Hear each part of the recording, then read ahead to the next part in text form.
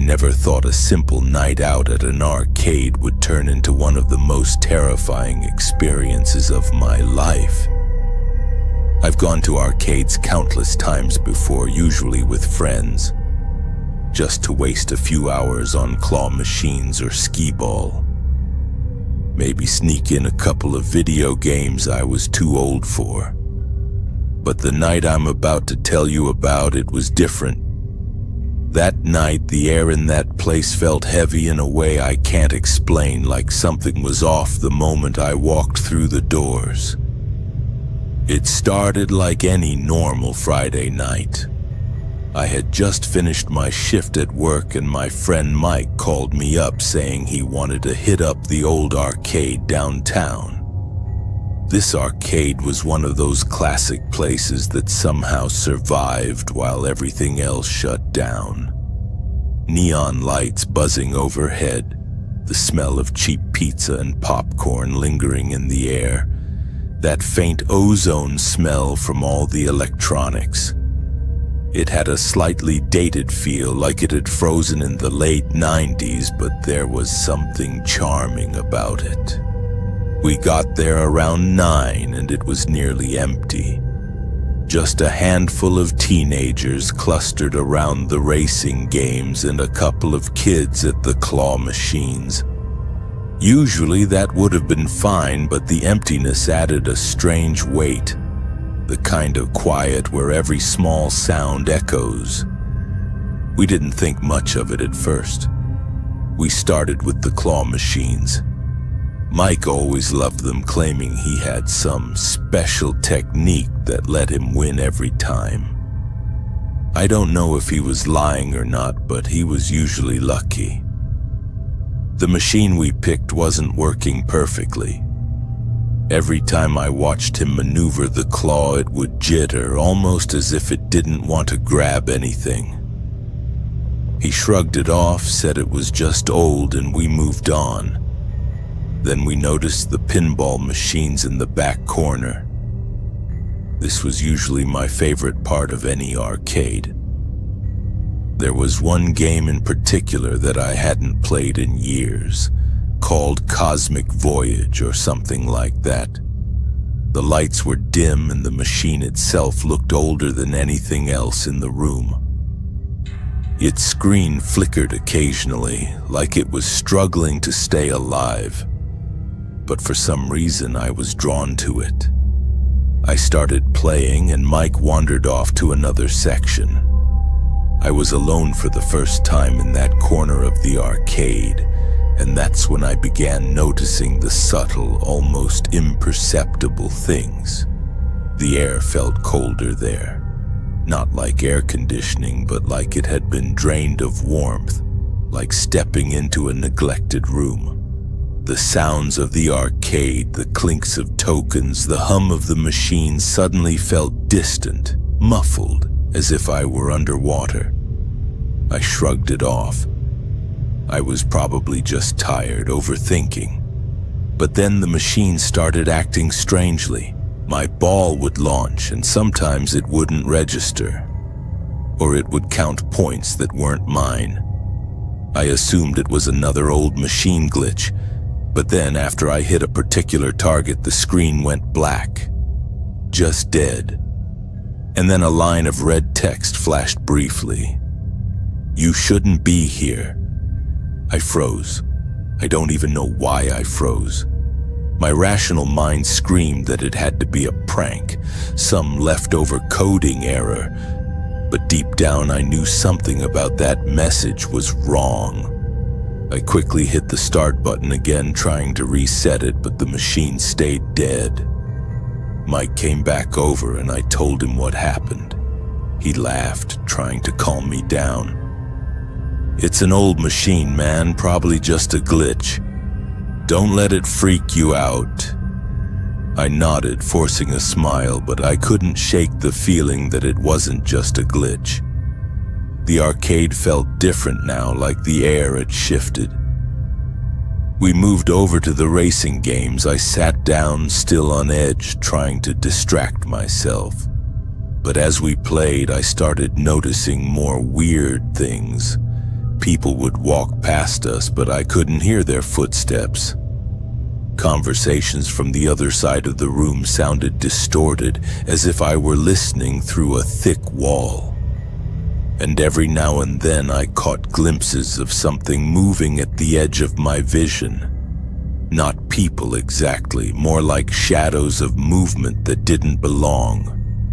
Mike kept talking, trying to get me to laugh, but I barely heard him. I was fixated on the way the arcade felt alive in a way I couldn't place. Not alive in a normal sense, it was like it was watching, but not watching me. Watching something else, something waiting. Then I noticed it. One of the old arcade cabinets, the really old ones with the giant CRT screens tucked in a corner I hadn't seen before. It wasn't listed on any of the maps online. It didn't even have a name. The screen glowed faintly, blue-white, like it was breathing. I don't know why, but I felt compelled to check it out. I walked over. The machine was dusty, almost as if it hadn't been used in years. But the screen was alive, flickering images that made no sense at first. A maze, I think. But it moved in ways that didn't correspond to the controls. I tried pressing the buttons, nothing happened, and then the screen flashed a message again. Stop trying to play. I laughed nervously. Okay, that's weird, I muttered to myself.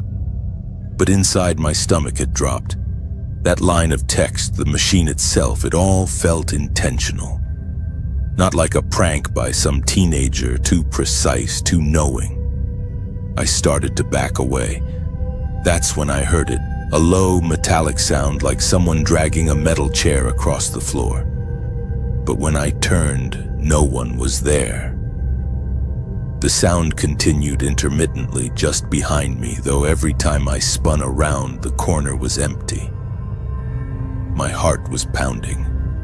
I tried to convince myself it was just the old floorboards creaking, but it didn't feel like that.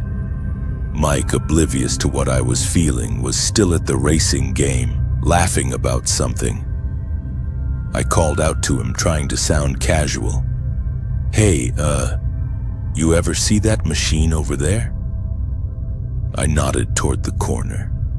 He glanced, shrugged, and said, Yeah, that thing's probably broken. Don't waste your time. I should have left. I should have walked out right then. But I couldn't. Some part of me was locked onto that machine, compelled to look closer. I moved closer, and that's when I noticed the floor near it.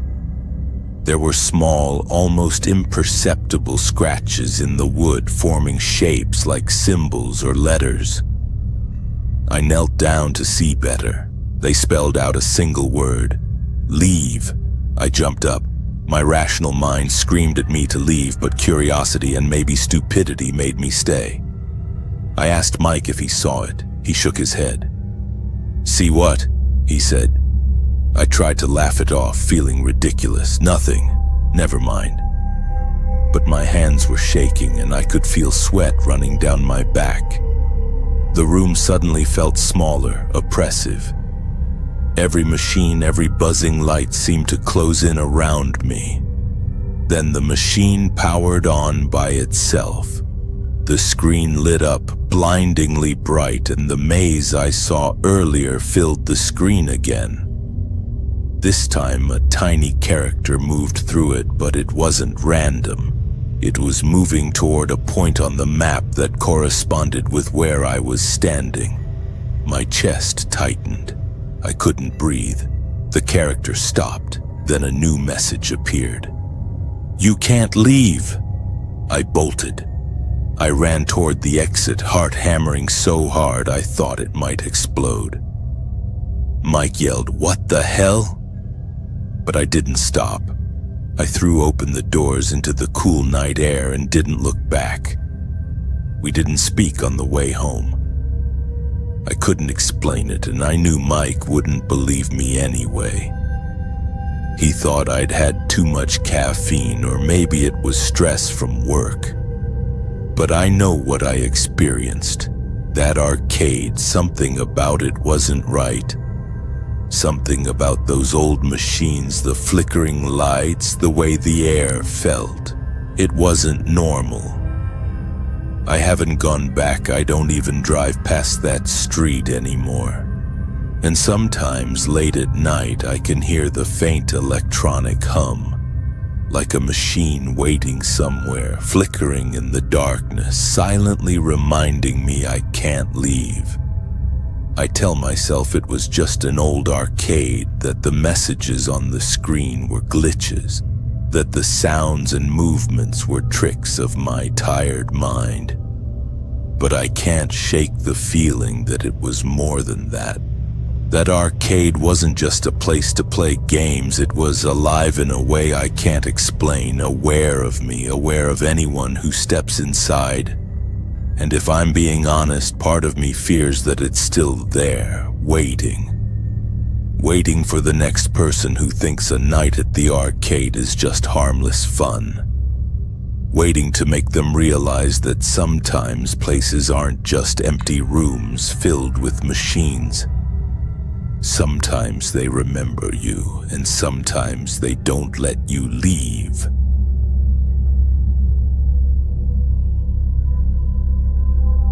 I don't talk about this much.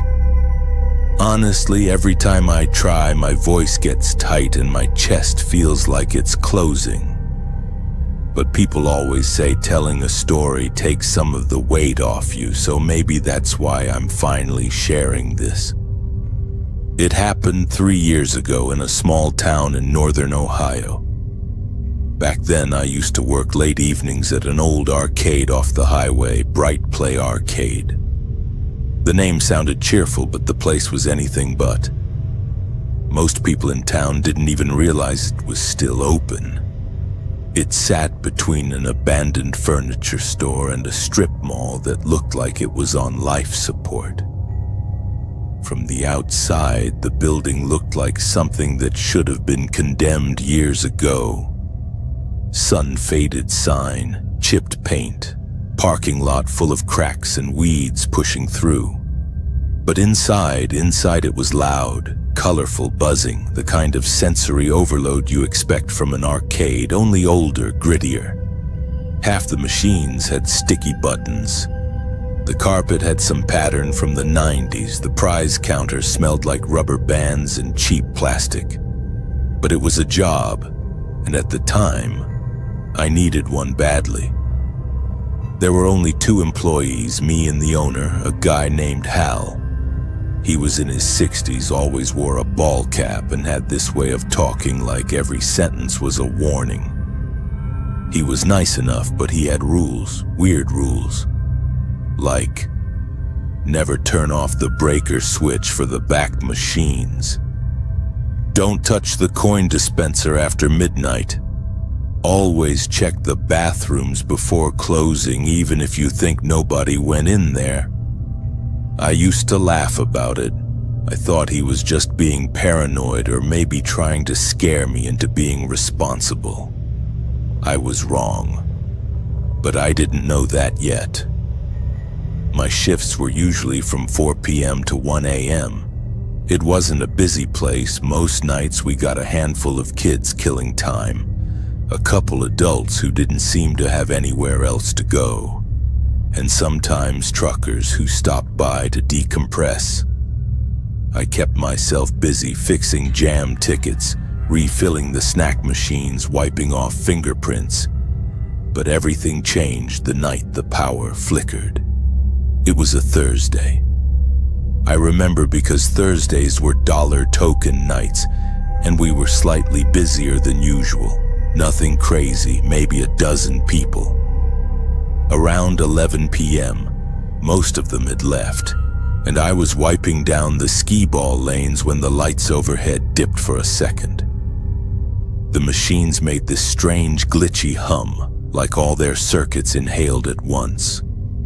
Then everything went back to normal. I didn't think much of it. Old building, old wiring. It happened. But a few minutes later, when I walked toward the prize counter, I noticed something off. The token cup beside the counter, the one where kids dumped their leftover tokens, was full. Completely full. Overflowing. I would have noticed that earlier. I walked right past it when I clocked in. There hadn't been enough customers to fill it up like that in one night. I bent down and sifted through the tokens, expecting to see the usual mix of fingerprints and grime, but every single one was shiny, clean, like they had never been used. I remember actually saying out loud, "Where the hell did these come from?" I thought maybe Hal had dumped a new batch in there, but he'd already gone home hours earlier. I shrugged it off, carried the cup to the back to redistribute the tokens, and kept working. A little past midnight, I started closing procedures, turning off half the machines, sweeping, counting the till. I was tired and ready to go home. That's when I noticed the air felt different, heavier, stale, like the air had stopped moving. I tried to ignore it, but then the smell hit me. It was faint at first, like heated metal mixed with something old, something sour. I walked around trying to find the source, expecting maybe a burnt-out motor or a spilled drink behind a machine.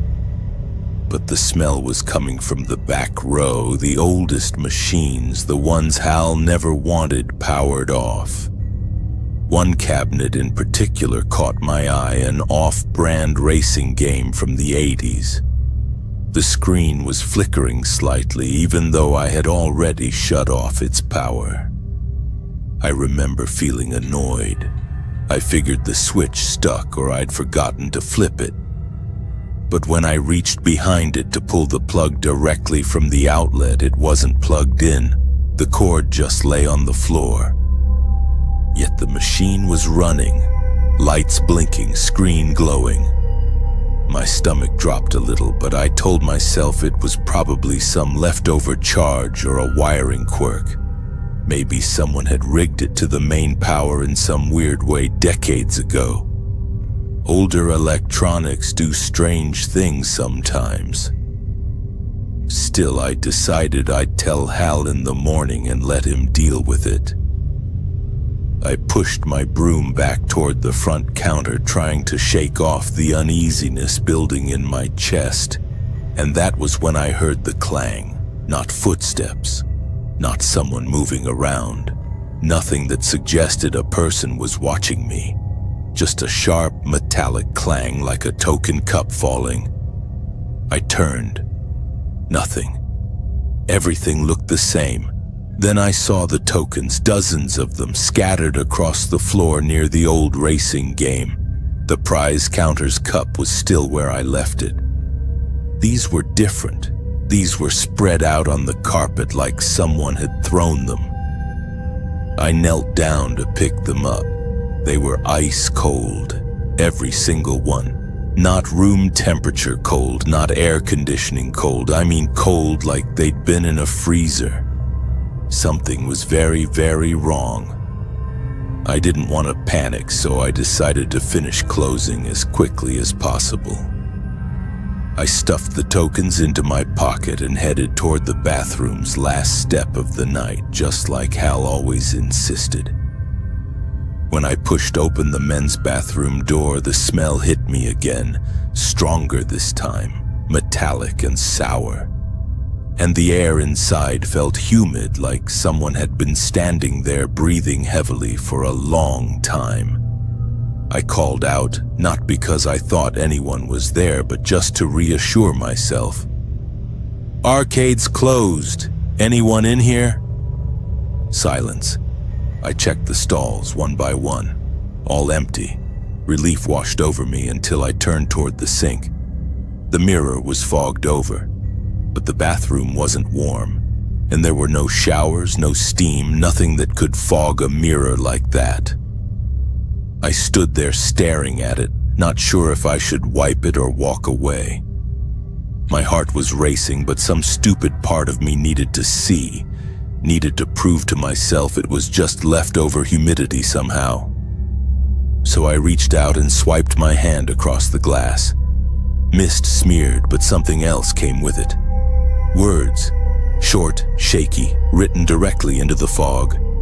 Don't play it. My entire body went numb. I stepped back, staring at the message, hoping I misread it. But it was still there, written unevenly, like someone had dragged their finger across with trembling hands. I backed out of the bathroom, shut the door, grabbed my jacket, and headed toward the front exit.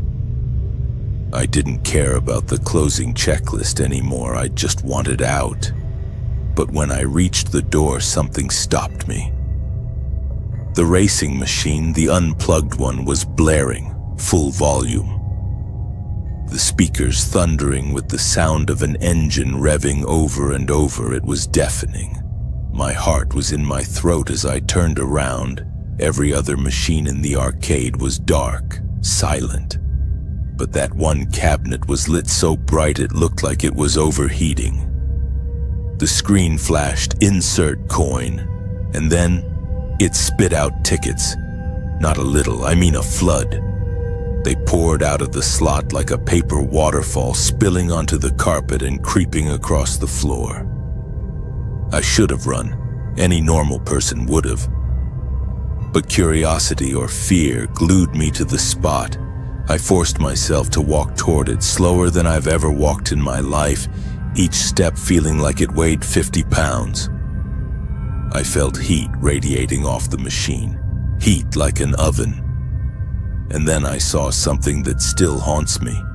On the screen there was a name, my name, not typed neatly, not in the game's regular font. It was scratched in pixel by pixel, like someone had forced the hardware to write it. I didn't wait. I didn't think.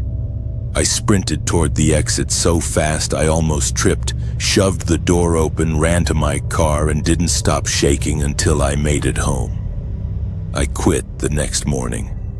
I didn't tell Hal the truth. I told him I got another job offer. He didn't argue. He just nodded and said, "I figured it would happen eventually." Before I left, he added something that still bothers me more than anything. He said, "If it ever calls to you again, don't answer." I didn't ask what that meant. I didn't want to. Since then, I've tried to forget it, tried to convince myself it was stress, or that the machine malfunctioned, or that someone was playing a twisted prank. But sometimes, especially at night, I'll empty my pockets and a token I never picked up will drop onto the table. Cold, shiny, unused, and every single time it's the same kind, the ones from Bright Play Arcade.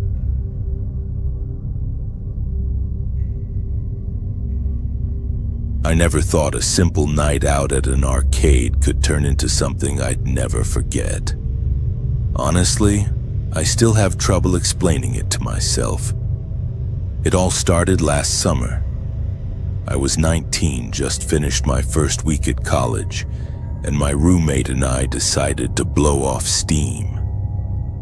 There was this small, slightly run-down arcade tucked behind a strip of shops in our town. It wasn't the newest place, but it had a charm, flashing lights, the hum of machines, and that familiar smell of popcorn mixed with old carpet and electronics. We got there around 9. The sun had already dipped below the horizon, and the neon lights made the whole street look like it belonged in some old video game. Inside, it was empty except for a few kids in the corner and an older man behind the counter who barely looked up as we walked in. The place had that comforting mix of nostalgia and chaos, clanging quarters, the beep of pinball machines, and the faint echo of music from some racing game. I was in the mood for something competitive, so we started with the claw machine. That's when I first noticed him. Not the man behind the counter, this guy was different. He was crouched over a racing game, too close to the screen, muttering to himself. I didn't think much of it at first. Maybe he was just really into the game. But there was something off. He had this strange intensity, like he was measuring everything, every button press, every coin inserted, every move anyone made. I shrugged it off, laughing it away, and turned back to the claw machine. We spent the next hour bouncing between games. Air hockey, skee-ball, a bit of racing. I had a blast. But then it started getting weird. The arcade was mostly quiet now. The earlier kids had left, leaving us with the man still crouched by the racing game and the old clerk at the counter who hadn't said a word since we arrived. I noticed the man staring at me, not in a casual way, but with a fixed, unblinking gaze. He didn't move when I looked back. I tried to convince myself it was just my imagination. Maybe I'd had too much sugar from the vending machine. Then I went to the bathroom. It was a single narrow room at the back, and the fluorescent light buzzed overhead. As I washed my hands, I heard a faint sound behind the door. A shuffling, almost like someone dragging something across the floor. I froze, thinking maybe it was a cleaning crew. But when I opened the door to leave, the hallway was empty. Nothing. Just the hum of the arcade seeping in. When I returned, my roommate was gone. I called his name, expecting him to be at the snack counter or at one of the machines, but there was no answer. That's when the unease really hit me. I started scanning the arcade. The man, he wasn't at the racing game anymore. He was standing near the entrance, just standing, watching me as I moved. I couldn't see his face properly, but I could feel the weight of his stare. I told myself I was overreacting and decided to check the prize area, hoping my roommate had gone to grab some tickets. As I turned the corner, I noticed the back room door slightly ajar. I hadn't seen it open before. There were signs saying employees only, but I could hear muffled sounds from inside, like someone breathing heavily, moving quickly. My heart started to race, but curiosity, or maybe panic, pushed me closer. I peered inside and froze. My roommate was there, sitting in a chair in the middle of the room. He looked weird. His eyes were wide, unblinking, and there were tears streaked across his face. I called his name and he didn't respond. Then I saw the man. He was standing behind him now, holding what looked like a thick cord or a strap. My stomach dropped. There was no malice in his expression, just control. Like he was rehearsing something, testing limits. I couldn't move, couldn't think. I just watched, frozen, hoping it wasn't what I feared. Suddenly the man spoke. His voice was calm, almost conversational. "Do you want to play?" he asked. My roommate didn't answer. The way he said it, it wasn't about the game, it was something else. My hands were shaking and I could barely whisper, "Let him go." For a moment it seemed like he considered it. Then, without warning, he pulled the strap back and struck. I can't even describe the sound. It wasn't loud, but it made my chest tighten. My roommate yelped, collapsing forward. I wanted to run, to do anything, but my legs felt frozen. That's when I realized this wasn't random.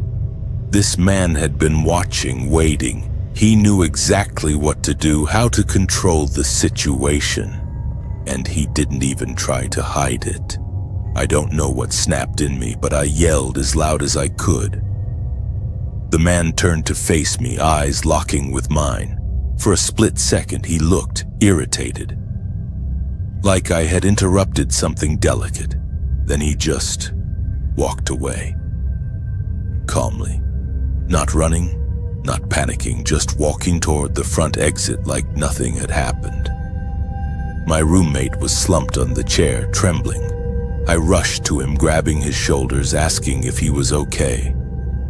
He shook his head, unable to speak. We didn't wait. We bolted out of that arcade like our lives depended on it, which at that moment they probably did. Outside, the night felt heavier than usual, the air thick and tense. I tried calling the police, but by the time they arrived, the arcade was empty. No sign of the man. No explanation. My roommate and I gave our statements, but there wasn't much to go on. Security cameras were supposedly in place, but somehow there was nothing. Just empty frames, like someone had edited the footage. After that night, I couldn't stop thinking about what happened. I kept replaying it in my head, questioning every detail. Why did he choose us? How did he know we'd be there? And most terrifying of all, what would have happened if I hadn't looked in that back room? If I hadn't screamed when I did? The police never found him. The arcade stayed open, strangely enough. Some people said it was because no serious crime had been committed, that we were lucky and that he probably moved on. But I know better. That man had a pattern, a precision, and a patience that's terrifying to imagine. He could have come back any time, and the thought that someone like that could exist in a place as normal as an arcade still haunts me. I tried to move on. I tried to tell myself it was a one-time thing, a weird encounter that I'd exaggerate in my head. But every time I see an arcade or hear the clanging of machines, I feel it. The tension, the anticipation, the memory of that calm, controlled way he did everything. It's not like a jump scare or a ghost in the dark, it's something worse. It's the realization that danger can be quiet, unnoticed, and entirely human. Months later, I drove past the arcade during the day. It looked empty and almost peaceful, like nothing had ever happened there. The sun was shining, kids were playing outside, but I could still feel him there, lurking in plain sight. It's a feeling I can't shake, and I don't think I ever will. Even now, I avoid arcades. I don't like the noise, the games, the crowds. Because somewhere out there, that man exists, or someone like him does. And he could be waiting, not with shadows or monsters, but with a patience that's far more terrifying. He could be watching the next person who thinks a night at the arcade is just harmless fun. The thing that gets me the most. He wasn't random. He was precise, and he didn't need to hide his intentions to scare me. He just was. That's what makes it real. That's what keeps me up at night, thinking about the night when a simple arcade trip turned into the closest brush with true danger I've ever had. So if you ever find yourself at a small, quiet arcade late at night, remember this. Not all danger announces itself. Sometimes it sits quietly, measuring, waiting for the right moment. And by the time you notice it, it may already be too late. If you enjoyed these stories, don't forget to like, subscribe, and hit the notification bell so you never miss the next terrifying stories from Mr. Terrifying. Share these stories with your